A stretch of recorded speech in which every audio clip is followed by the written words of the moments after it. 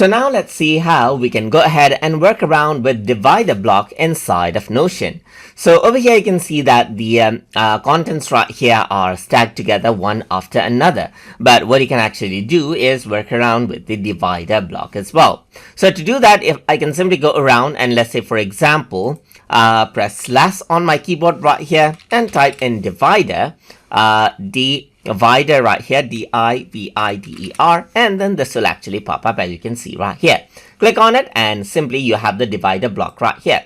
So as with any other blocks, you can simply go ahead and click and drag the blocks right here just like that, and even keep it on the side if you want to for some reason right here, but usually it's to divide two blocks right here. Let me just go ahead and drag this out, and now this actually denotes that the blocks have different sections right here just like this. So I can go ahead right here and duplicate the divider and click and drag this down right here just like this as well, and then this is the divider that you have right here just like this.